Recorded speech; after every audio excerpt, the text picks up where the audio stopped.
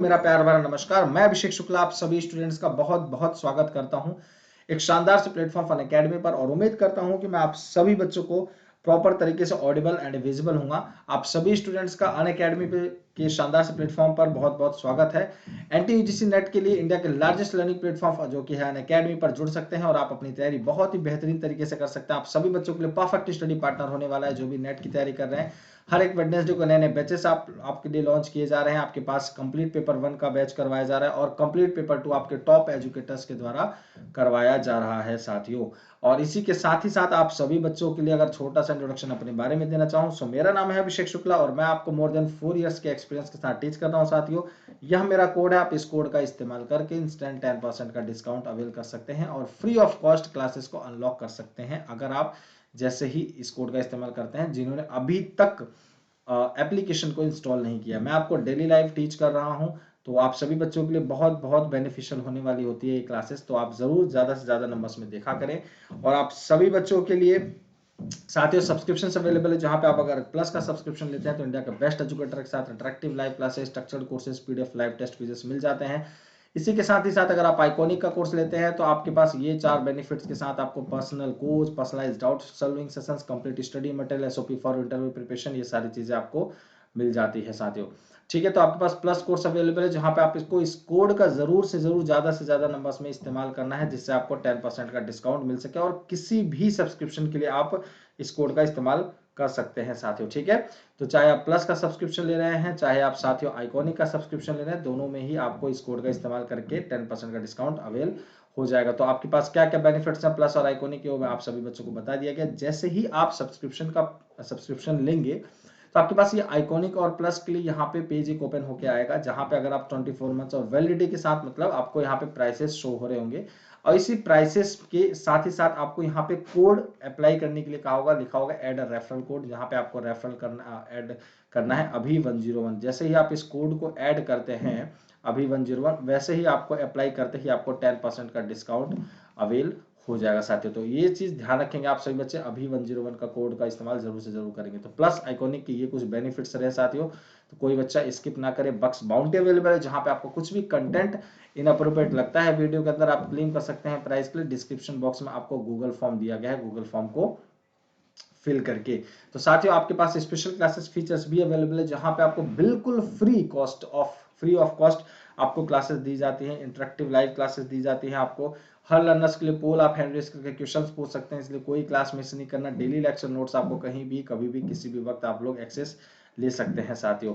कहीं भी कोई भी स्पेशल जो भी आपकी क्लासेस अवेलेबल हैं आपके पास, तो सॉरी यहाँ पे आप लोगों की स्पेशल क्लासेस अवेलेबल है जहाँ पे हायर एजुकेशन और आईसीटी के लिए आपके पास अपकमिंग स्पेशल्स हैं और साथ ही साथ आपके पास रिकॉर्डेड स्पेशल्स भी अवेलेबल होती है, तो आप इनको भी जाके देख सकते हैं। तो रिकॉर्डेड क्लासेस भी मेरे अवेलेबल हैं, तो किसी भी एजुकेटर की देखना चाहे तो देख सकते हैं। कोड आपको अभी 101 अप्लाई करके आपको करना है। ठीक है, तो आपके पास 2022 के लिए आपके पास जो भी पेपर 1 का लक्ष्य देखा हो तो ये कुछ टॉप एजुकेटर्स आपके लिए लेकर आए हैं, तो इन लक्ष्य को जरूर ज्यादा से ज्यादा नंबर्स में इन बैचेस को ज्वाइन करें और अपने लक्ष्य को पूरा करें। तो 12 महीने का अगर सब्सक्रिप्शन आप लेते हैं तो आपको 2 महीने का बिल्कुल फ्री मिल जाता है अगर आप 19 जनवरी तक लेते तो। ठीक है, तो इसी के साथ ही साथ चलिए शुरुआत करते हैं अपनी इस क्लास को।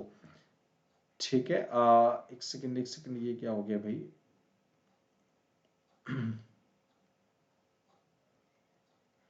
चलिए थोड़ा सा ये मिस्टेक हो गया है, एक सेकंड बच्चों। आई थिंक हायर एजुकेशन का इसमें आ गया। एक सेकंड रुकेंगे, एक सेकंड रुकेंगे सभी स्टूडेंट्स।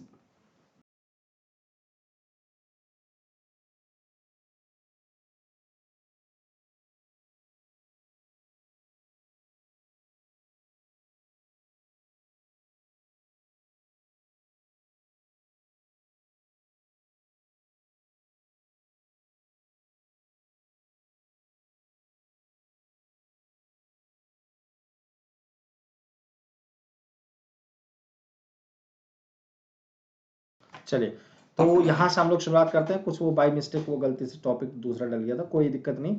चलिए, तो आप लोग स्टार्ट करते हैं अपनी इस क्लास को। तो कहाँ तक कुछ क्वेश्चंस हम लोग आई थिंक कर चुके थे, तो जो कि हमें अब कुछ और क्वेश्चंस करने हैं। तो जल्दी से फटाफट जितने बच्चे क्लासेस को देख रहे होंगे सभी लोग लाइक शेयर जरूर कर देंगे। चलिए चलिए, तो यहाँ से स्टार्ट करना था हमें under the whose advice does the president of India declare emergency under article 352, ये भी कर चुके हैं, आई थिंक हम लोग ये भी कर चुके थे। कृषि शिक्षा से एग्रीकल्चर इरिगेशन ये भी कर चुके थे, ये भी कर चुके थे, ये भी कर चुके थे I think. Member of parliament ये भी कर चुके हैं, ये भी कर चुके हैं। ठीक है, चलिए कुछ क्वेश्चंस और क्या रह गए थे। चलिए यहां से आपको करना है। चलिए, the president of India is elected indirectly bye N electoral college consisting of elected members of only Lok Sabha, only Rajya Sabha, state assemblies या एंड स्टेट लेजिस्लेटिव काउंसिल्स, या फिर ऑल ऑफ द अबव।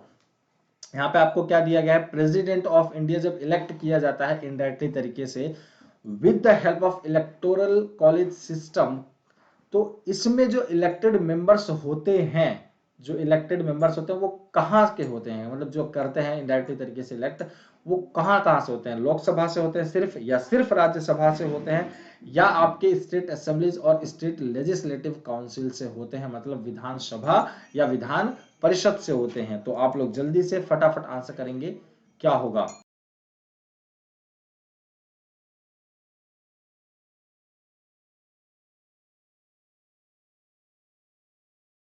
ठीक है, तो डी आपका सभी बच्चों का बिल्कुल सही आंसर हो जाएगा। क्या कि यहां से सारे, सॉरी एक सेकेंड, यहां से सारे जो इलेक्टेड मेंबर्स होते हैं बिलोंग करते हैं। ठीक है, तो ये आपका डी बिल्कुल सही उत्तर हो जाएगा। D will be your right answer. ये लोकसभा से भी होते हैं, राज्यसभा से भी होते हैं, स्टेट असेंबली विधानसभा और विधान परिषद से भी होते हैं। जैसे हम उसके अंदर पढ़ते हैं ना, single vote system, double vote system, तो क्यूमुलेटिव वोट सिस्टम, तो यहाँ पे कहीं ना कहीं आपकी ये तीन लोगों का इन्वॉल्वमेंट यहाँ पे होता ही होता है। तीन कह लो या फिर आप चार भी कह सकते हो, चार मतलब के स्टेट लेजिस्लेटिव काउंसिल्स भी। ठीक है, चलिए नेक्स्ट क्वेश्चन की तरफ बढ़ते हैं। तो नेक्स्ट क्वेश्चन क्या है साथियों, निम्नलिखित में से विच of the following authorities can proclaim emergency in the state, निम्नलिखित में से कौन सा प्राधिकरण राज्यों में आपातकाल की घोषणा कर सकता है। गवर्नर कर सकता है, या एक मुख्यमंत्री कर सकता है, या फिर प्रेसिडेंट कर सकता है, या फिर प्राइम मिनिस्टर मतलब प्रधानमंत्री कर सकता है। Which of the following authorities can proclaim emergency in the states, तो the governor, the chief minister, the president, या फिर प्राइम मिनिस्टर। निम्नलिखित में से कौन सा प्राधिकरण राज्यों में आपातकाल की घोषणा कर सकता है। राज्यपाल, मुख्यमंत्री, राष्ट्रपति, या फिर प्रधानमंत्री। तो कौन कर सकता है, एक बार जल्दी से फटाफट आंसर करेंगे, क्या होगा आंसर साथियों। चलिए, तो सभी बच्चों को आंसर करना है, जितने बच्चे भी क्लासेस को देख रहे होंगे सभी स्टूडेंट्स को आंसर करना है। कौन करता है भाई, गवर्नर या चीफ मिनिस्टर, प्रेसिडेंट या प्राइम मिनिस्टर। देखो इसमें कोई समझाने वाली बातें नहीं होती, इसमें क्या है कि कहीं ना कहीं आपका सिर्फ एक फैक्चुअल क्वेश्चन होता है, स्टैटिक पार्ट का क्वेश्चन होता है, जिसमें आपको कोई इसमें समझने की वो नहीं है। बस हाँ, हमेशा ये याद रखना है, इसमें आपको थोड़ा सा याद करने की जरूरत जरूर पड़ेगी कि एक प्रेसिडेंट के पास अथॉरिटी होता है कि वह इमरजेंसी किसी भी राज्य के अंदर वह चाहे तो प्रोक्लेम कर सकता है और घोषणा कर सकता है, मतलब आप ये कह सकते हो, या फिर प्रोक्लेम कर सकता है। तो यह आपका बिल्कुल सही आंसर हो जाएगा।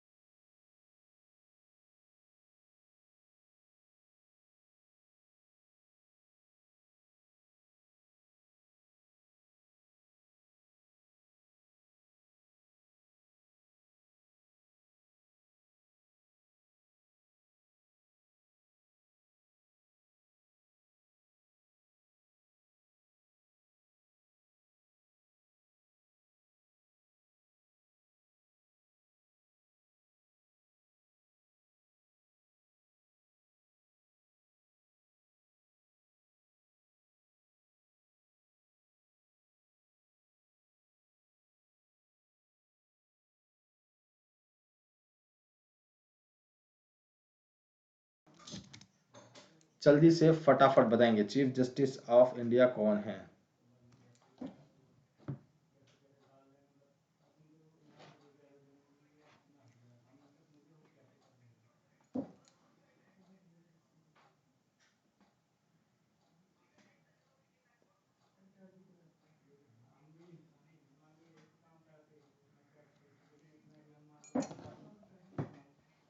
अच्छा,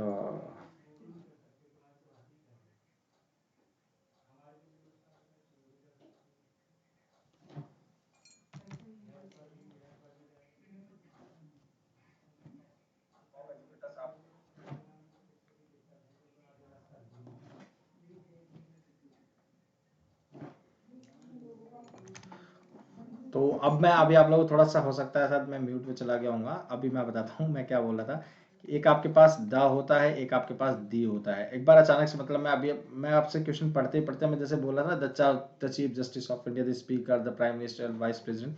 तो जब मैं बोल रहा था तो मेरे माइंड में अचानक से ये क्वेश्चन आ गया, मतलब अचानक से मतलब ये क्वेश्चन आ गया, है ना। तो अचानक से क्वेश्चन क्या है कि एक जगह हम कभी कहीं ना कहीं द यूज करते हैं इसी टीएचई को, और कहीं कहीं इसी टीएचई को दी बोलते हैं, है ना, ऐसे करके दी बोलते हैं। तो कब हम इसको द बोलते हैं, कब इसको दी बोलते हैं, एक बार कमेंट बॉक्स में जरूर कमेंट करके बताएंगे आप सभी स्टूडेंट्स क्लास के बाद, ठीक है। तो सभी बच्चे लोग जरूर कमेंट बॉक्स में कमेंट करके बताएंगे कि कब हम द का प्रयोग करते हैं, कब हम इसको द को दी बोलते हैं। एक बार जरूर बताएंगे। एक बार अचानक से मन में आ गया, देखो नॉलेज की थोड़ी सी क्वेश्चन है तो एक बार जानेंगे। तो who is the chief justice of India, यहाँ पे अभी आप इसका भी कमेंट करेंगे, सभी स्टूडेंट्स कमेंट जरूर बताएंगे कि भारत के मुख्य न्यायाधीश इस समय कौन है। लास्ट में कमेंट करके आंसर करना है, तब तक आपको नेक्स्ट क्वेश्चन का आंसर करना है, ठीक है। चलो, which of the following authorities can impose reasonable restrictions on the fundamental rights, निम्नलिखित में से कौन सा प्राधिकरण मौलिक अधिकारों पर उचित प्रतिबंध लगा सकता है। तो जल्दी से फटाफट आंसर करेंगे, विच of the following authorities can impose reasonable restrictions on the fundamental rights.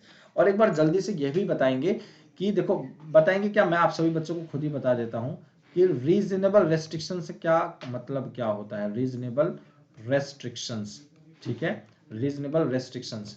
तो देखो साथियों, आप लोगों को मैं ये बता दूं कि जो रीजनेबल रेस्ट्रिक्शन यहाँ पे जैसे लिखता हूं रीजनेबल रेस्ट्रिक्शन, तो कहने का मतलब यह है साथियों, आपके पास जो फंडामेंटल राइट्स हैं, जो आपके पास फंडामेंटल राइट्स हैं, या फिर आपके पास ये कहें तो आपके पास फ्रीडम है ना, फ्रीडम और फंडामेंटल राइट्स जो हैं, इन फंडामेंटल राइट्स और फ्रीडम के उस पे आप कहीं ना कहीं कुछ गलत इसका यूज ना करें। मतलब अगर आपको freedom of speech and expression का आपको पूरा आज़ादी दी गई है कि आपको अपनी अभिव्यक्ति और अपने आपको मतलब आप कुछ भी बोल सकते हैं, आपको पूरी आज़ादी है, आप कुछ भी एक्सप्रेस कर सकते हैं, तो यह कर सकते हैं, बिल्कुल आपको आज़ादी है। लेकिन आप इस आज़ादी का गलत फायदा ना उठाएं, या फिर किसी को इस तरीके से ना बोलें कि सामने वाला आपसे आप मतलब आप जिस समाज में रह रहे हो उस समाज में अगर वह भी रह रहा है तो आप उसको ऐसे धमकी दे रहे हैं, या फिर मारने की धमकी दे रहे हैं, या फिर कुछ भी ऐसा धमकी दे रहे हैं जिससे कि उसके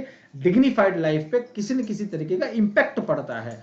तो इसके लिए कहीं ना कहीं पार्लियामेंट ने इस चीज को रखा है कि रीजनेबल रेस्ट्रिक्शंस के लिए इंपोज किया है कि फंडामेंटल राइट्स का कोई गलत उपयोग ना कर सके। हो सकता है भाई किसी को अधिकार दिया है तो उस अधिकार का वह अहंकार में बदलकर वो उस अधिकार को मतलब यूज करे। तो इसलिए कहीं ना कहीं रीजनेबल रेस्ट्रिक्शंस भी रखे गए हैं। तो यह आपका सही आंसर हो जाएगा, ठीक है। तो सी आपका बिल्कुल सही आंसर हो जाएगा जी, बिल्कुल सभी बच्चों ने सही बताया है, जिन जिन बच्चों ने बताया चीफ जस्टिस ऑफ इंडिया, ठीक है, ठीक है। बोबडी जी का नाम जिसने बताया एकदम बिल्कुल करेक्ट है, ठीक है। तो आपका सी बिल्कुल सही आंसर। तो पार्लियामेंट ने, संसद ने इस चीज की भी व्यवस्था की हुई है। अगर साथ में आपको ये समझिए, अगर मिर्च मतलब क्या बोलते हैं मिर्ची दिया है तो साथ में पानी भी देने का काम किया है, ठीक है। चलिए नेक्स्ट क्वेश्चन की तरफ बढ़ते हैं। और आपको, हाँ बिल्कुल, आर्टिकल 19 जैसे पूरी तरीके से आपको डिस्क्राइब्ड है ना वहाँ पे, freedom of speech and expression, freedom of move anywhere in the territory of India, और freedom of to make association with anyone, आप किसी तरीके का एसोसिएशन बना सकते हैं, आप कहीं भी मूव कर सकते हैं, आप कहीं भी प्रॉपर्टी ले सकते हैं। अब तो मतलब 370 जब से हट गया है ना। आप कहीं भी स्टे कर सकते हैं, कहीं भी मतलब रह सकते हैं, आप कुछ भी बोल सकते हैं, आपको पूरी बोलने की आज़ादी है, कुछ भी आप एक्सप्रेस कर सकते हैं, है ना। तो और ये सारी चीज़ें क्या है, कहीं ना कहीं आपको आर्टिकल 19 ए प्रोवाइड करता है। तो इसी के अंदर आपको इनका कुछ गलत उपयोग ना करें, मतलब क्या कि अब मान लीजिए आपको पूरी रहने की कहीं भी आज़ादी दे दी, घूमने की कहीं भी आज़ादी दे दी गई, और आप गए भैया, आप ईस्ट के जंगलों में जाके, एकदम नॉर्दर्न ईस्ट के या एकदम एकदम ईस्टर्न एरिया में जाके, अरुणाचल प्रदेश या फिर मणिपुर या तेलंगाना तो नहीं, ठीक है, ईस्ट में एकदम ईस्टर्न एरिया में जाके आप उनके आदिवासियों के साथ रहने का सोच ले, क्योंकि कहीं ना कहीं आपको जो कुछ आदिवासी लोग हैं उनके साथ रहने के लिए मना किया गया है, आप वहां पे जा नहीं सकते हैं, ठीक है। कहीं क्यों, क्योंकि उनकी लाइफ को कहीं ना कहीं इंपैक्ट ना करे और उनके वजह से आपके लाइफ पे किसी प्रकार का इंपैक्ट ना हो, प्रभावशाली ना हो। तो कहीं ना कहीं इसीलिए उसको भी एक रीजनेबल रेस्ट्रिक्शंस के अंदर रखा गया है कि आप अगर कहीं मूव कर सकते हैं पूरी इंडिया के अंदर, तो कहीं कहाँ मूव नहीं कर सकते वो भी दिया गया है, ठीक है। तो बी आपका बिल्कुल सही आंसर। वैसे भी कहाँ कोई मूव करने जा रहे हैं, जो जाते हैं तो कहाँ जाते हैं भाई, शिमला, मनाली, मसूरी, देहरादून, ओली, मतलब कश्मीर, यही सब घूमने जाते हैं ज़्यादातर लोग, और कहाँ घूमने जाएंगे। तो यहाँ आपका बिल्कुल सही आंसर हो जाएगा, ठीक है।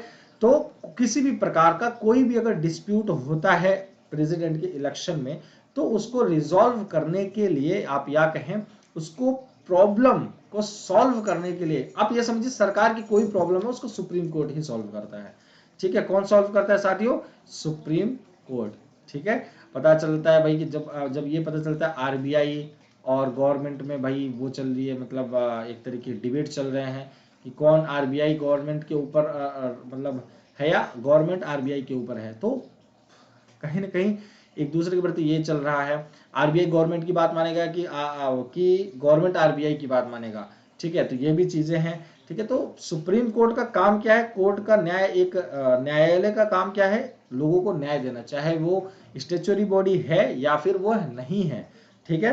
तो ये आपको समझना पड़ेगा, क्लियर है। तो बी आपका बिल्कुल सही आंसर है, supreme court will be your right answer, ठीक है। राष्ट्रपति के चुनाव संबंधित विवादों का निर्णय कौन करता है? आपके सुप्रीम कोर्ट करती है, ठीक है। चलिए नेक्स्ट क्वेश्चन, भारत के संविधान का अनुच्छेद 356 संबंधित किससे है? Article 356 of the constitution of India deals with autonomy of states, the proclamation of presidents rule in state, या फिर the removal of chief minister, या फिर अपॉइंटमेंट ऑफ अ गवर्नर। तो क्या इसका सही उत्तर होगा? एक बार जल्दी से फटाफट आंसर करेंगे। भारत के संविधान का अनुच्छेद 356 किससे संबंधित है? अब आपको कहीं ना कहीं ये अभी जस्ट चल भी रहा होगा, अगर आप लोगों को अगर पता हो, न्यूज में अगर आप लोग सुनते हो देखते होंगे, और ये तो नहीं भी देखे सुनते होंगे, तो ये न्यूज आप लोगों को पता चल गया होगा, जब ये प्रधानमंत्री जी के, हमारे जो प्राइम मिनिस्टर है, इनकी जब गाड़ी यहाँ पे रुकी थी एक हाईवे पे, है ना। तो जब ये गाड़ी रोकी गई थी, तो इसके आधार पे यहाँ पे रखा गया था कि भैया प्रेसिडेंट रूल लगा देना चाहिए। प्रेसिडेंट रूल का मतलब क्या होता है कि अब से यहाँ की जो स्टेट की एडमिनिस्ट्रेशन पावर है, ध्यान से समझिएगा, ठीक है, एडमिनिस्ट्रेशन जो पावर है वो किसके हाथ में चली जाएगी? एक प्रेसिडेंट के हाथ में चली जाएगी, या फिर आप ये कहें यूनियन के हाथ में चली जाएगी, मतलब सेंट्रल के हाथ में चली जाएगी। तो अब यहाँ का एडमिनिस्ट्रेशन पावर, पंजाब का एडमिनिस्ट्रेशन जो पावर है वो किसके हाथ में हो जाएगा भाई? प्रेसिडेंट के हाथ में, या कहें आप यूनियन के हाथ में हो जाएगा। यहाँ के पुलिस की व्यवस्था, यहाँ पे मतलब टोटल प्रशासनिक, जो शासनिक सेवा, प्रशासन का सेवा है, वो कौन देखेगा? एक प्रेसिडेंट देखेगा, ठीक है। तो यह भी आपका बिल्कुल सही आंसर हो जाएगा। तो 356 जो है, इसी आधार पे अभी आपके देश के अंदर जो प्राइम मिनिस्टर वाला जो केस हुआ है, जो प्रधानमंत्री जहां पे फंस गए थे, कुछ आधे घंटे या 20 मिनट तक आपकी उनकी गाड़ी खड़ी रही, और एक 3-4 किलोमीटर जबकि पुलिस लोग आगे चलते रहते हैं, उनके साथ डीजीपी भी नहीं रहे। तो कहीं ना कहीं प्रशासन में कहीं ना कहीं किसी प्रकार की कुछ न कुछ गलतियां, भूल हुई है। तो उस भूल को दोबारा ना होने के ही लिए इस चीज की मांग की जा रही है कि प्रेसिडेंट रूल लगाया जाना चाहिए, प्रेसिडेंट रूल की घोषणा कर देनी चाहिए पंजाब स्टेट के अंदर, ठीक है। तो ये कहीं ना कहीं, है ना। तो ये आपका जो हुआ था, हाँ आई थिंक फिरोजपुर हाईवे, जी बिल्कुल, ठीक है। तो फिरोजपुर हाईवे पे जो ये चीज हुआ था, तो इसीलिए थोड़ा सा समझ में, वो चाहते तो मतलब आपके अपने जो मतलब वो है जेट से चले जाते हैं, है ना। परंतु वहां पे कुछ मौसम खराबी के कारण थोड़ा सा वहां पे उनको कार से अपने जाना पड़ा।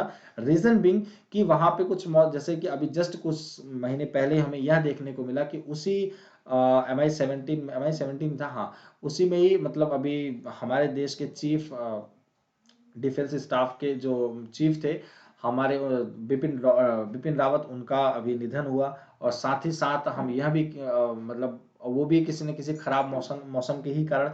तो कहीं ना कहीं अब उस चीज से थोड़ा सा इंडिया भारत क्या है कि थोड़ा नहीं उस चीज को माना, उस बात को कि भाई अभी मौसम खराब है और हम किसी प्रकार की कोई रिस्क लें कि हमारे प्रधानमंत्री को फिर पता चला कुछ और ही गलत हो गया। तो इसलिए क्या किया उन्होंने, कार से भेजने का अपना वो किया, और भाई कार से भेजने का तो ये हो गया। ठीक है, तो कहीं ना कहीं थोड़ा सा मुद्दा बनते रहता है ऐसा सारी चीजें। चलो खैर कोई नहीं, ठीक है, अब तो हो गया। तो बी आपका बिल्कुल सही आंसर हो जाएगा। चलिए क्वेश्चन नंबर 37 की बात करते हैं।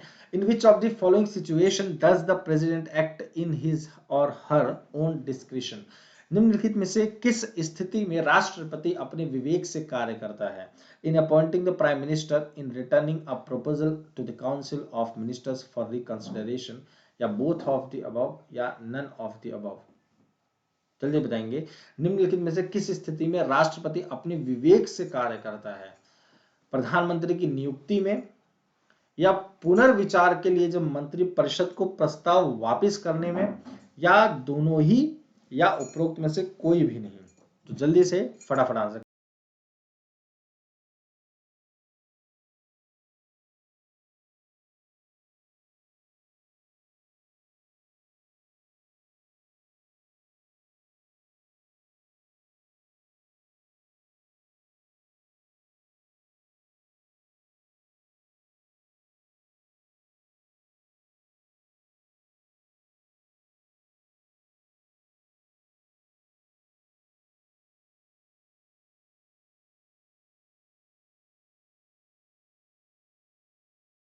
चलिए, तो बी आपका बिल्कुल सही आंसर हो जाएगा। In returning a proposal to the council of ministers. देखो आपको पता है ये जो काउंसिल ऑफ मिनिस्टर्स बनाया जाता है, मंत्री परिषद जिसको बोलते हैं काउंसिल ऑफ मिनिस्टर्स, आप लोगों को मैंने अगर समझाया हो तो काउंसिल ऑफ मिनिस्टर के ही अंदर आपके ministry of cabinet, ministry of deputy minister, ministry of deputy, या आप कह सकते हैं डेप्यूटी मिनिस्टर या मिनिस्ट्री ऑफ स्टेट्स जो होते हैं वो यहीं से सबऑर्डिनेट्स यहीं से होते हैं। तो मिनिस्ट्री ऑफ कैबिनेट जो है जिसके अंदर प्रधानमंत्री, होम अफेयर्स के मतलब होम मिनिस्टर, फाइनेंस मिनिस्टर, तो ये सब जो केंद्र मिनिस्टर मतलब सेंट्रल मिनिस्टर, ये सब जो होते हैं क्या होते हैं, काउंसिल ऑफ मिनिस्टर्स ही के अंदर आते हैं, है ना। तो इनका जो गठन है वो किसके द्वारा, राष्ट्रपति के द्वारा, मतलब क्या प्रेसिडेंट के द्वारा ही किया जाता है। काउंसिल ऑफ मिनिस्टर का जो गठन है वो किसके द्वारा किया जाता है बच्चों, प्रेसिडेंट के द्वारा किया जाता है काउंसिल ऑफ मिनिस्टर्स। ठीक है, तो यहाँ कहीं ना कहीं इस जब प्रपोजल को रिटर्न किया जाता है, पुनर्विचार के लिए जब मंत्रिपरिषद को प्रस्ताव वापस करना पड़ता है, तो भी एक प्रेसिडेंट का को अपनी तरफ से पूरी पूरी तरीके से उसका विवेक काम करना चाहिए, पूरी तरीके से उसको देखना पड़ता है। ठीक है, तो बी आपका बिल्कुल सही उत्तर हो जाएगा। क्लियर है। तो जिन बच्चे ने अभी तक क्लासेस को ज्वाइन किया हो और लाइक शेयर नहीं किया हो तो सभी बच्चे लोग लाइक शेयर जरूर ज्यादा से ज्यादा नंबर्स में कर देंगे। चलिए नेक्स्ट क्वेश्चन है, prime minister resigns when he or she does not command majority in the lower house of parliament. This is, संसद के निचले सदन में बहुमत न होने पर प्रधानमंत्री इस्तीफा दे देते हैं। यह है कि in accordance with the stipulation in the constitution, संविधान में एक शर्त के अनुसार, non explicitly stated in the constitution but followed as a convention, संविधान में स्पष्ट रूप से नहीं कहा गया है लेकिन एक सम्मेलन के रूप में पालन किया जाता है। या फिर पेक्यूलियर टू इंडियन डेमोक्रेसी, भारतीय लोकतंत्र के लिए एक अजीब बात है ये। या फिर आपका भारत सरकार अधिनियम 1919 की विरासत के वजह से। तो जल्दी से बताएंगे क्या होगा। Prime minister resigns when he or she does not command majority in the lower house of the parliament. तो in accordance with the stipulation in the constitution, संविधान का एक शर्त के अनुसार यह चीज है, इस्तीफा देना पड़ेगा एक प्रधानमंत्री को। ठीक है, जब उसको लोअर हाउस मतलब पार्लियामेंट के अंदर किसी प्रकार की मेजोरिटी जब नहीं मिल पाती है, मेजोरिटी के प्रति कमांड नहीं मिल पाता है, आप यह भी कह सकते हैं। ठीक है, तो ए आपका बिल्कुल सही उत्तर हो जाएगा। चलिए नेक्स्ट क्वेश्चन की तरफ बढ़ते हैं। Question number 39, which of the following articles empowers the president to appoint prime minister of in India. अच्छा, आप लोगों ने एक बार आई थिंक याद किया होगा, जब एक बार राहुल गांधी जी ने हमारे देश के प्रधानमंत्री मोदी जी को गले लगा लिया था। शायद वो दिन था, वो जो अभी क्वेश्चन पिछला वाला करा है ना, आई थिंक वही दिन था। जो इस क्वेश्चन को अगर याद करना चाहे तो आप याद कर सकते हैं। तो उस दिन में ऐसा कुछ हुआ था। ठीक है, तो निम्नलिखित में से कौन सा अनुच्छेद, निम्नलिखित में से कौन सा अनुच्छेद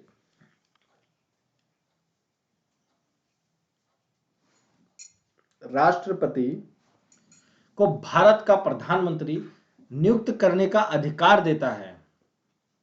Which of the following articles empowers the president to appoint prime minister of India? कौन सा अनुच्छेद यह चीज प्रोवाइड करता है प्रेसिडेंट को कि वह अपॉइंट कर सकता है प्राइम मिनिस्टर को? कौन सा आर्टिकल? आर्टिकल 74, आर्टिकल 75, आर्टिकल 76 या इनमें से कोई भी नहीं? तो आर्टिकल 75 एक ऐसा अनुच्छेद है, आर्टिकल 75 एक ऐसा अनुच्छेद है जो कि इस को एम्पावर करता है। किसको एम्पावर करता है? किसको? एक राष्ट्रपति, प्रेसिडेंट को क्या करने के लिए? कि वह प्रधानमंत्री को नियुक्त कर सकते हैं। ठीक है, या आप ये कह सकते हो पीएम को। ठीक है, कौन करता है? आर्टिकल 75। ठीक है, किसको दी जाती है आर्टिकल 75 की पावर? प्रेसिडेंट को। क्यों दी जाती है? एक राष्ट्रपति प्रधानमंत्री को नियुक्ति कर सके। ठीक, तो यहाँ आपका बिल्कुल सही उत्तर हो जाएगा। क्लियर? Article number 75। ठीक है, 4 बार 5 बार बोल चुका हूँ article number 75, article number 75, article number 75। तो अब मुझे नहीं लगता है कि कोई भी बच्चा भूलेगा इस चीज को कभी भी। क्यों भाई? मुझे कभी भी नहीं लगता यह बच्चा कोई भी इस क्वेश्चन को अब भूल देगा, कभी भी नहीं।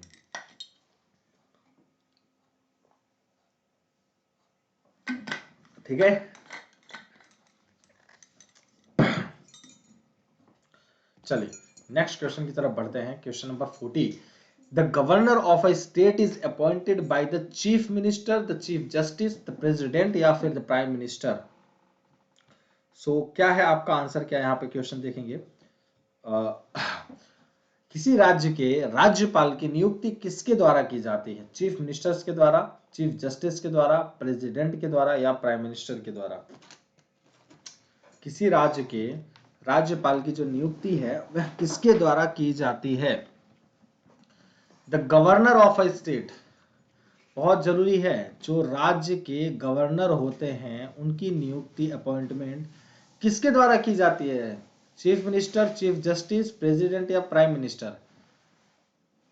बताइए भाई। जो आपके राज्य के अंदर, जो आपके राज्य के अंदर, स्टेट्स के अंदर जो नियुक्ति की जाती है, अपॉइंटमेंट किया जाता है किसका? गवर्नर का।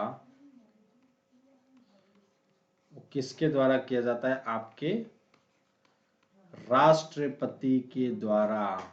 ठीक है, आपने संविधान में अगर देखा हो तो राष्ट्रपति ही गवर्नर को डिसाइड करता है और राष्ट्रपति ही गवर्नर को मना कर दे, अगर चाहे तो उसको हटाने का पूरा वो होता है। ठीक है, अब दूसरी चीज ध्यान से समझिएगा, जब हम अभी इस केस को पढ़ भी रहे थे कुछ 3-4 महीने पहले की, जब मैंने शायद इस चीज को बताया भी होगा किसी क्लास में आप सभी स्टूडेंट को, कि साथियों आपके देश के अंदर जब किसी राज्य के अंदर जो हाई कोर्ट होते हैं, जो हाई कोर्ट्स होते हैं उनके अंदर अगर भाषा, क्योंकि इसके भी अपने कुछ राइट्स हैं इस गवर्नर के, तो जब इस हाई कोर्ट के अंदर अगर गवर्नर चाह ले कि हाई कोर्ट के अंदर जो अपराधी होते हैं या फिर जो भाषाएं बोली जाएं, जो लैंग्वेजेस हैं, वो जो लैंग्वेजेस बोली जाएं वो मतलब मान लीजिए बिहारी भी बोली जा सकती है, वो अवधी भी बोली जा सकती है, वह मतलब कन्नड़ भी बोला जा सकता है, मतलब अपने राज्य की भाषा भी वह बोल सकते हैं। मान लीजिए सिर्फ कहीं ना कहीं इंग्लिश अलाउ है संविधान के अंदर, लेकिन अगर गवर्नर चाहे तो इस चीज के लिए सिफारिश कर सकता है कि अगर गवर्नर चाहे कि कन्नड़ बोलना चाहिए तो गवर्नर सिफारिश कर सकता है राष्ट्रपति से कि यहाँ पे कन्नड़ बोले, तो इतनी पावर भी होती है गवर्नर के पास। ठीक है, यह आपका बिल्कुल सही उत्तर हो जाएगा। तो सी, प्रेसिडेंट। ठीक है, तो किसी भी राज्य का अगर गवर्नर डिसाइड किया जाता है मतलब वह कौन होता है, प्रेसिडेंट, प्रेसिडेंट के द्वारा डिसाइड किया जाता है। तो उम्मीद करता हूं ये कभी भी अब आप नहीं भूलेंगे कि राष्ट्रपति के द्वारा ही आपके राज्यपाल की व्यवस्था की जाती है या राज्यपाल की नियुक्ति की जाती है। ठीक है, चलिए नेक्स्ट क्वेश्चन की तरफ बढ़ते हैं। Which of the following authorities recommend the principles governing the grants in aid of revenues of states out of the consolidated fund of India? निम्नलिखित में से कौन सा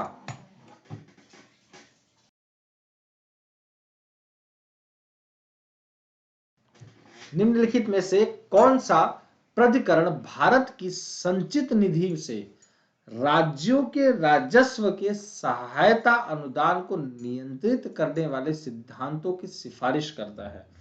public accounts committee, inter state council, union ministry of finance या finance commission? Which of the following authorities recommend the principles governing the grants in aid of revenues of states out of the consolidated fund of India? तो जल्दी से फटाफट answer करेंगे, बहुत easy question है ये। ठीक है, तो डी आप सभी बच्चों का आंसर बिल्कुल सही हो जाएगा, दैट इज फाइनेंस कमीशन।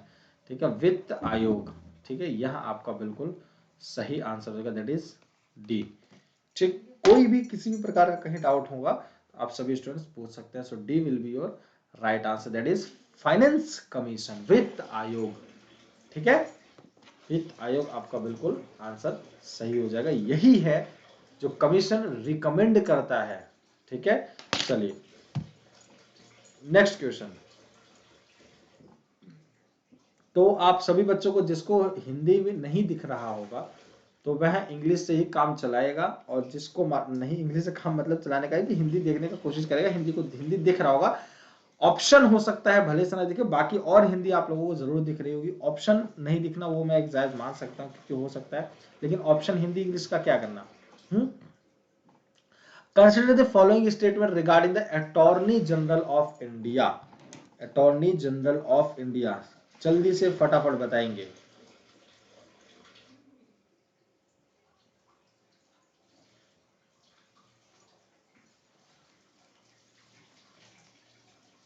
जल्दी से बताएंगे।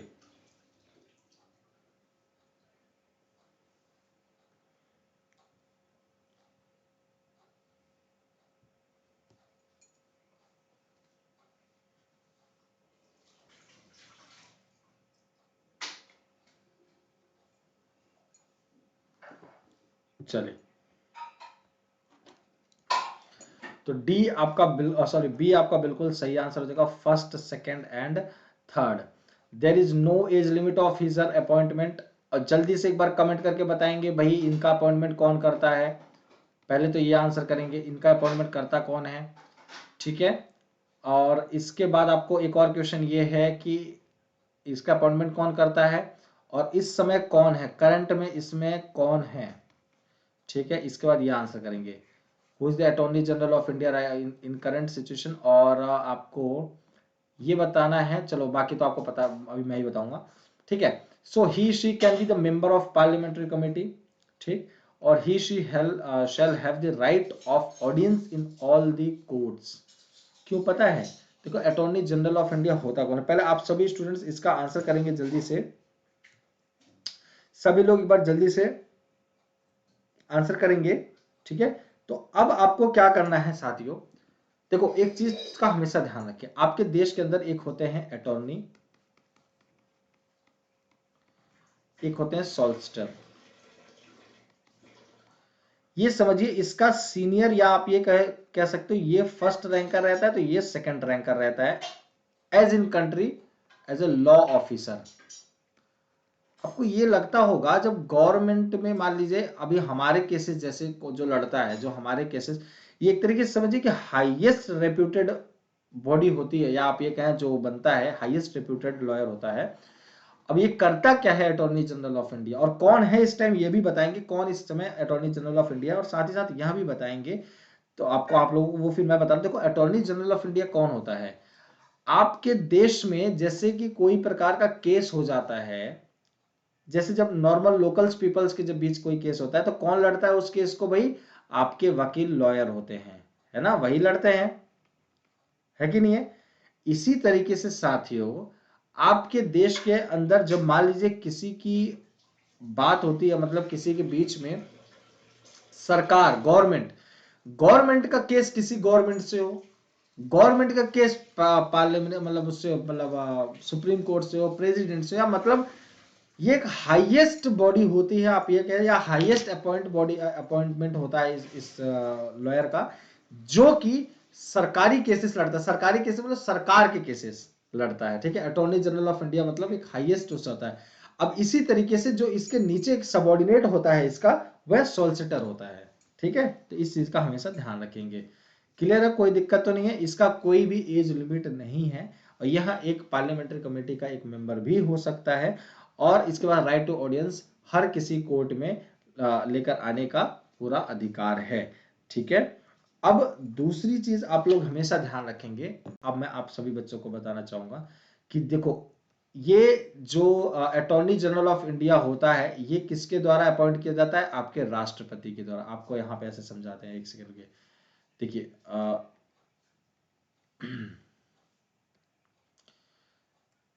जो अटॉर्नी होता है, attorney general of India,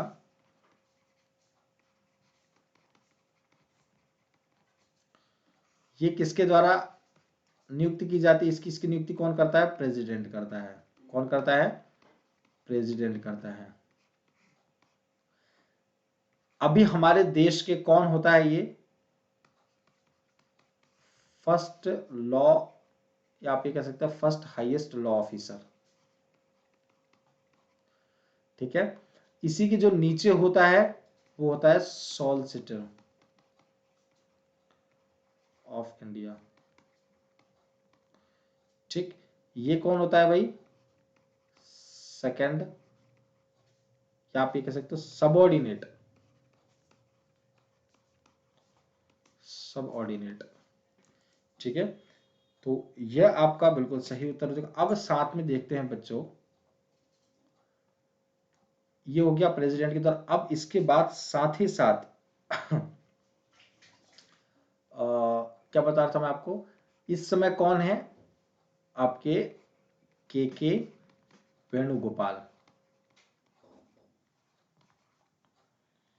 Venugopal, ठीक है। और साथ ही साथ आपके कितने नंबर हैं ये, 15th attorney general of India है ये, ऑफ इंडिया है। जल्दी से सारी इंफॉर्मेशन को देखेंगे और बताएंगे, चलिए।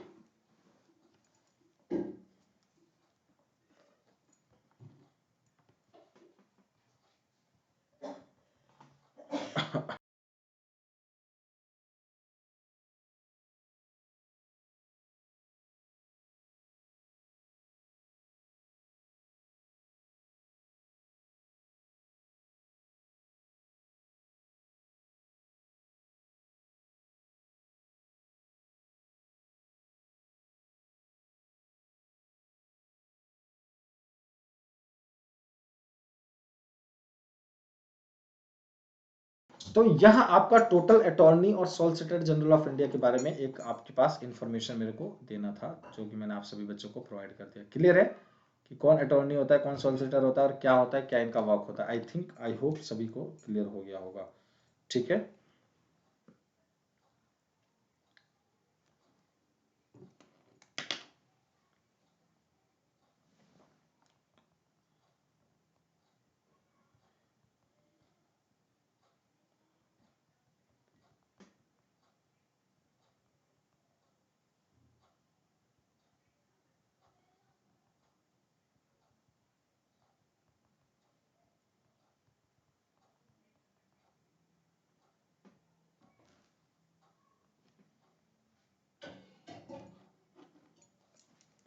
ठीक, चलिए, consider the following statements regarding the attorney general of India. ये हो गया आप लोगों का क्वेश्चन आई थिंक। हाँ, अब नेक्स्ट क्वेश्चन, क्वेश्चन नंबर 43 की तरफ चलते हैं। To which of the following bills must the president accord his her sanction without sending it back for fresh consideration? राष्ट्रपति को निम्नलिखित में से किस विधेयक पर नए सिरे से विचार किए बिना, उसे वापस भेजे बिना अपनी मंजूरी दे देनी चाहिए? Finance bill, bill seeking amendment to the constitution, ordinary bills, या bill passed by the both of the houses of the parliament, Lok Sabha and Rajya Sabha.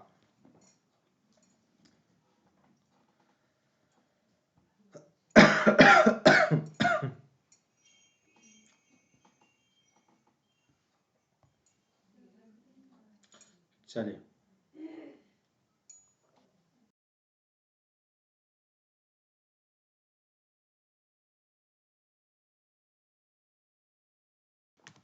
ठीक है, तो बी आपका बिल्कुल सही उत्तर हो जाएगा। ठीक है, that is bill seeking amendment to the constitution, संविधान में संशोधन की मांग करने वाला विधेयक।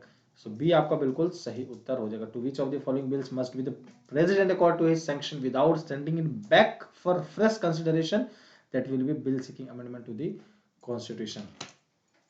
ठीक है, कोई भी ऐसा संशोधन जो कि संविधान के अंदर संशोधन की मांग करता है, सॉरी, कोई भी ऐसा विधेयक जो संविधान के अंदर संशोधन की मांग करता है। ठीक, चलिए नेक्स्ट क्वेश्चन।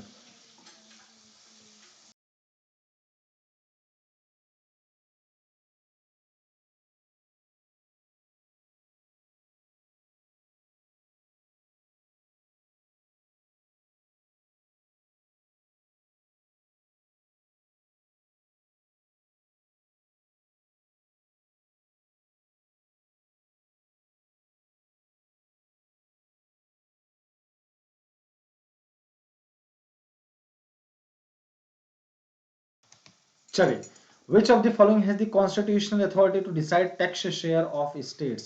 निम्नलिखित में से किसके पास राज्यों का कर हिस्सा तय करने का संवैधानिक अधिकार है? तो जल्दी से बताएंगे।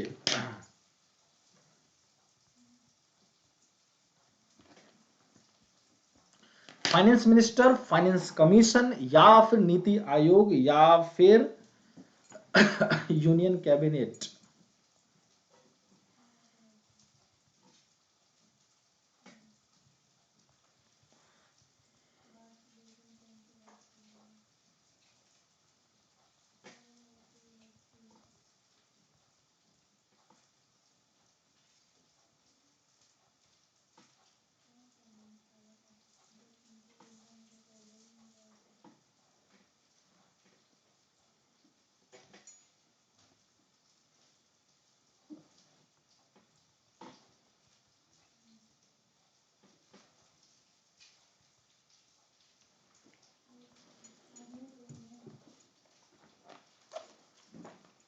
चलिए, तो बी आपका बिल्कुल सही आंसर, फाइनेंस कमीशन आपका बिल्कुल सही उत्तर हो जाएगा। ठीक है, निम्नलिखित में से किसके पास राज्यों का कर हिस्सा तय करने का संवैधानिक अधिकार है? तो यहाँ आपका बी फाइनेंस कमीशन बिल्कुल सही उत्तर हो जाएगा, दैट इज वित्त आयोग, फाइनेंस कमीशन। ठीक है, this will be your right answer. ठीक है, तो बी आपका बिल्कुल सही उत्तर हो जाएगा। क्लियर है सभी बच्चों को? जिसके पास टैक्स कितना शेयर करना है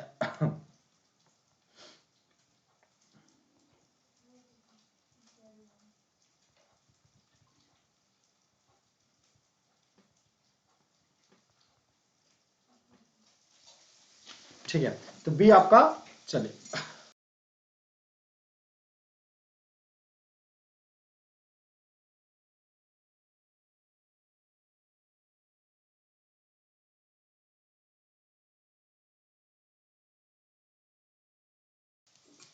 चलिए, तो आपका बी फाइनेंस कमीशन बिल्कुल सही आंसर हो जाएगा, जो कि ये डिसाइड करता है, इसी के पास कौन से संवैधानिक अधिकार हैं जो कि ये चीजें डिसाइड कर सकता है। चलिए next question, which of the following are the non members of parliamentary has the right to address it? निम्नलिखित में से कौन संसद के गैर सदस्यों को इसे संबोधित करने का अधिकार है? The chief election commissioner, the controller and auditor general, the attorney general of India या the solicitor general of India? आप बताइए भाई क्या होगा आंसर, जल्दी से फट।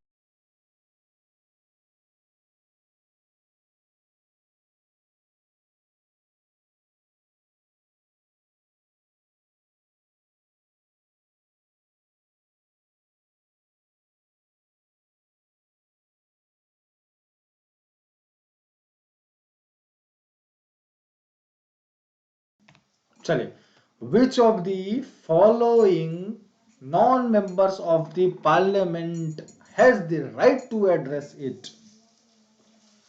निम्नलिखित में से कौन संसद के गैर सदस्यों के इसे संबोधित करने का अधिकार है? तो आपके अटॉर्नी जनरल ऑफ इंडिया, ये एक तरीके की देखिए नॉन मेंबर्स ऑफ पार्लियामेंट होते हैं, ठीक है, और इसके इनके पास पूरा अधिकार होता है कि किसी को भी एड्रेस करने का, मतलब एड्रेस करने के लिए बोल सकते हैं, ठीक है। तो यही तो अटॉर्नी, सबसे हाईएस्ट लॉ ऑफिसर तो यही होते हैं, मैंने बताया जैसे आप लोगों को।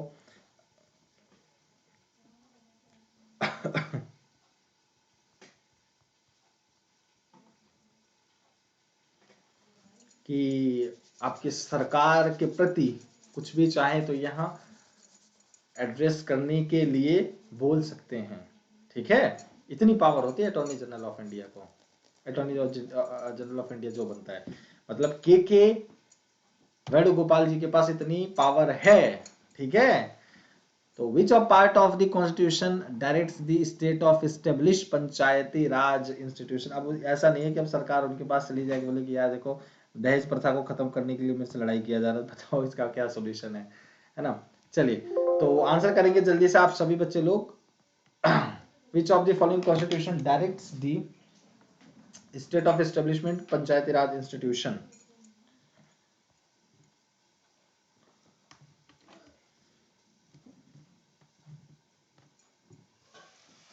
चलिए,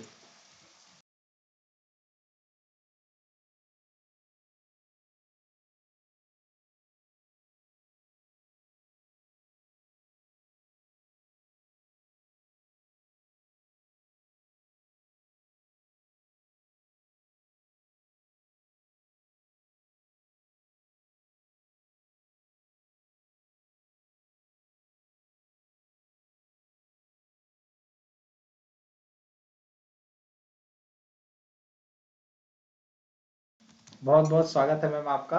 चलो, which part of the constitution direct the state to establish Panchayati Raj institution in the country? संविधान का कौन सा भाग राज्य को देश में पंचायती राज संस्था स्थापित करने का एक निर्देश देता है? प्रस्तावना, directive principles of state policy, fundamental rights या नन ऑफ द अबव?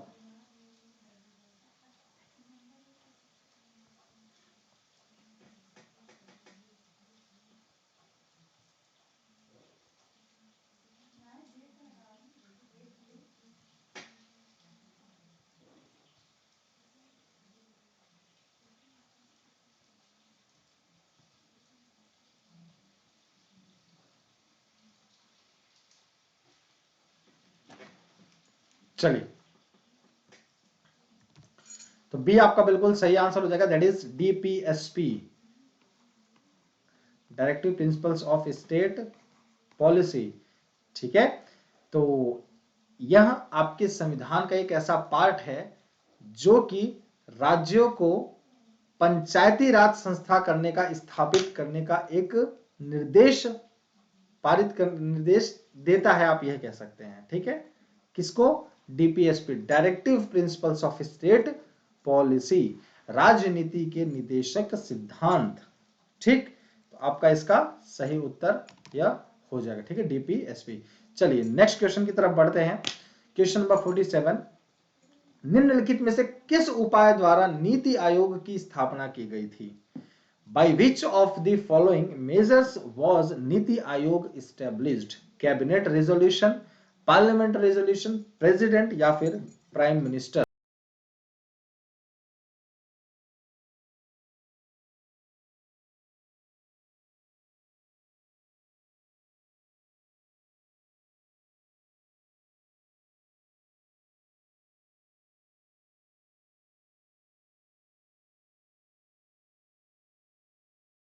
चलिए, तो बताएंगे जल्दी से, निम्नलिखित में से किस उपाय द्वारा नीति आयोग की स्थापना की गई थी? By which of the following measures was NITI Aayog established?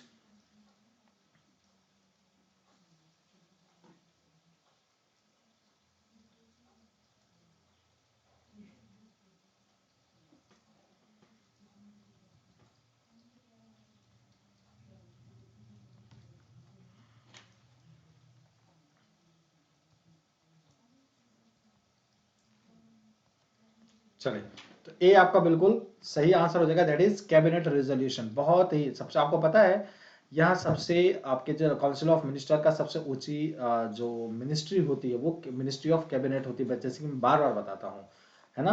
तो इसके द्वारा ही नीति आयोग की 2015 में स्थापना की गई, प्लानिंग कमीशन को हटाकर आप ये कह सकते हो उसके जगह पर, ठीक है। और कब स्थापना की गई? 2015 में, ठीक है। तो कैबिनेट के संकल्प से ही यह चीजें हो पाया, ठीक है। चलिए नेक्स्ट क्वेश्चन की बात करते हैं, क्वेश्चन नंबर 48। निम्नलिखित में से कौन सा प्राधिकरण भारत के मुख्य चुनाव आयुक्त की नियुक्ति करता है? Which of the following authorities appoints the chief election commissioner of India? ठीक है, भारत के मुख्य चुनाव आयुक्त की नियुक्ति करता हो जो, कौन? जल्दी से बताएंगे।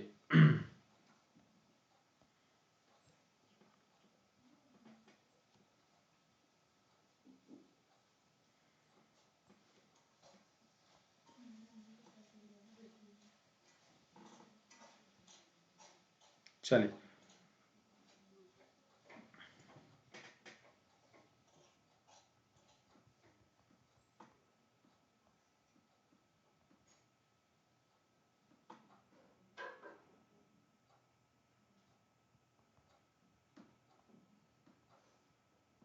चलिए, तो आपका आंसर क्या हो जाएगा? जल्दी से, सिर्फ 2 सेकेंड, 2 सेकेंड बचा और आंसर आपका आ गया है ए, प्रेसिडेंट, राष्ट्रपति।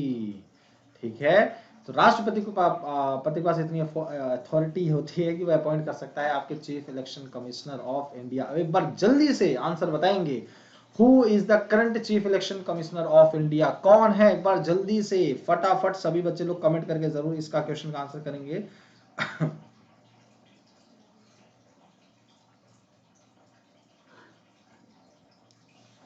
जल्दी से फटाफट आंसर करेंगे सभी बच्चे लोग।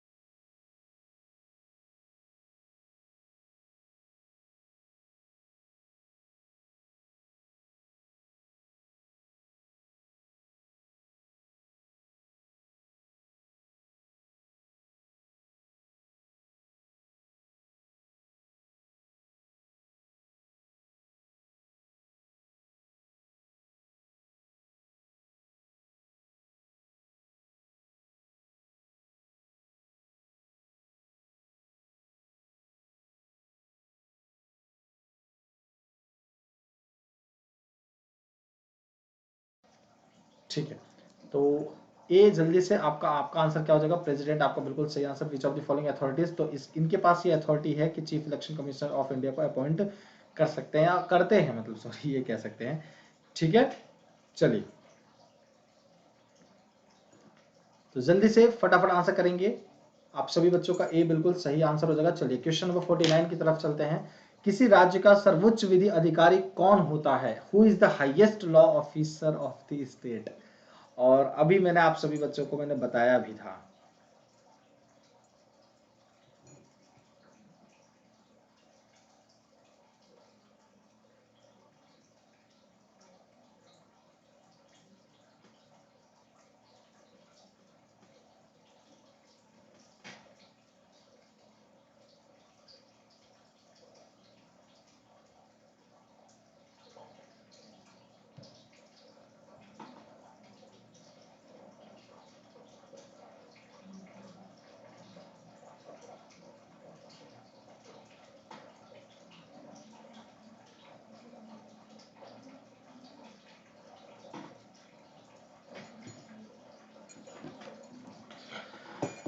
चलिए, तो जल्दी से फटाफट आंसर करेंगे। क्या होगा आपका? Who is the highest law officer of the state? That is advocate general.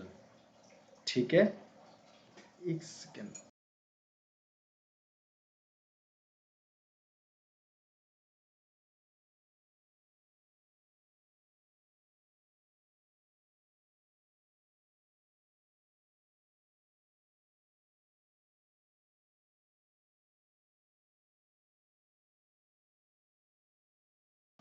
ठीक है, तो बी आपका बिल्कुल सही आंसर हो जाएगा, दैट इज एडवोकेट जनरल। देखिए, किसी भी राज्य का जो सबसे हाईएस्ट लॉ ऑफिसर होता है वो होता है एडवोकेट, और ये आपका इंडिया लेवल पे होता है अटॉर्नी जनरल ऑफ इंडिया। मतलब इसके कॉरेस्पॉन्डिंग में कौन होता है? Attorney general of India. तो बी आपका बिल्कुल सही उत्तर हो जाएगा। ठीक है, चलिए next question. Advocate general of India. चलो, members of the union public service commission function for, जो यूपीएससी के अंदर मेंबर्स होते हैं वो फंक्शन करते हैं कितने साल के लिए? 60 साल के लिए, 58 साल के लिए, 62 या फिर 65? कितने सालों के लिए?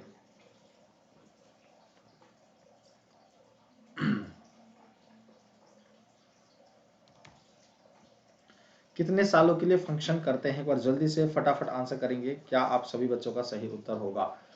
ठीक है, जल्दी से, कम ऑन।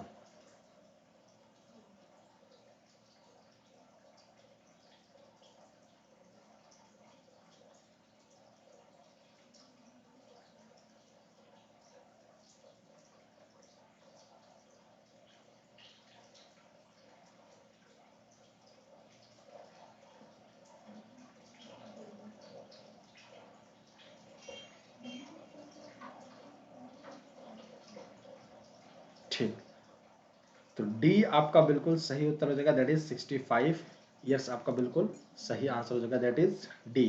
65 साल उम्र होनी चाहिए, ठीक, कम से कम।